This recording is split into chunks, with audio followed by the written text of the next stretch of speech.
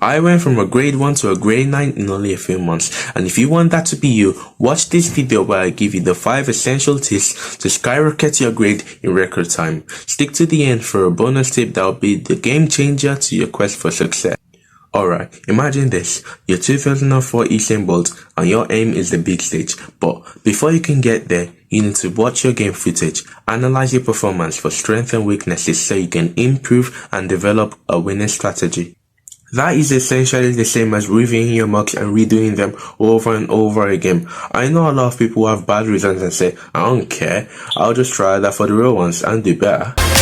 But in reality, this is there not for you to say about, this is there for you to go over, and if you don't get the bag, take a picture of it, check the mark scheme and see where you lost marks. This leads on to the next step you need to take for a grade 9, and surprisingly, 99% of people don't do this. Imagine you're a hiker out in the forest and mountains, but you fall or are about to fall, and then a lovely person comes and helps you back up and gives you tips to guide you on your journey. That's literally what your teacher does. I do this all the time, and this made me move up 7 marks in my Macbeth question. That's a whole grade.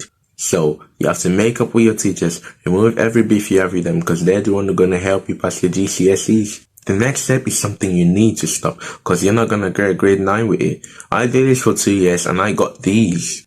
So, I've got a question for you. Who will win a marathon? Someone who watches another run a marathon, or someone who actually practices running the marathon?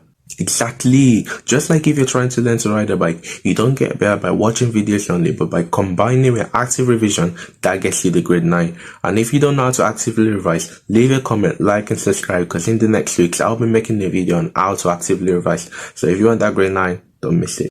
Imagine you're traveling to a new city for a vacation and you rely on GPS only to help navigate around the city. This will be helpful only to an extent, as if you don't understand the landmarks, cultures and so on, you won't be able to grasp the true essence of the city. Similarly, in school, memorization without understanding is blindly following directions that you eventually will forget. But if you understand the content, it's like immersing yourself in a city's richness, making you appreciate it.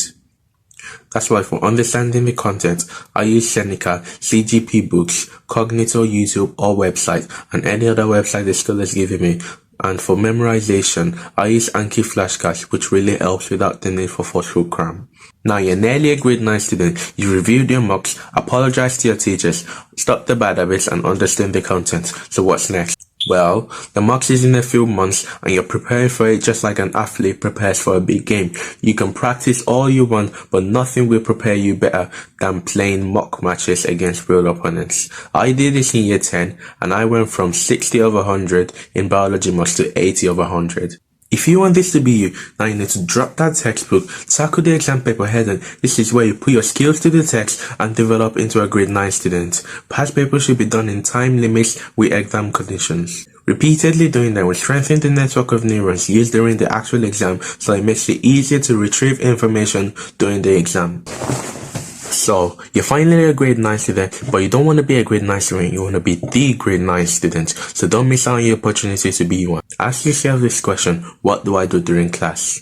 Imagine this, you're at a concert with your favorite band, but you're distracted, daydreaming, and on your phone. Well, this sounds like a disaster, doesn't it? But that's exactly what a lot of people do during class. They're always distracted during lesson, missing every point, and they wonder how come they don't get the grades they want to get.